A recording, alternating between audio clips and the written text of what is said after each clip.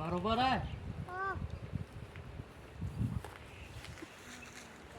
نه که اینه 4 متر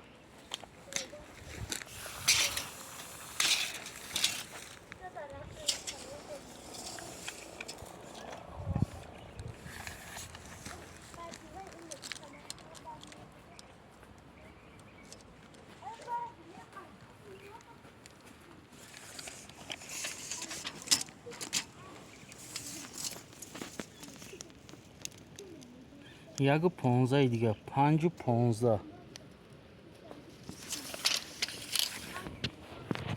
5 و 15 باشه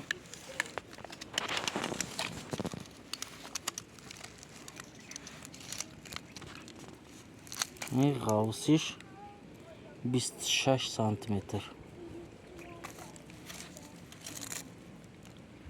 26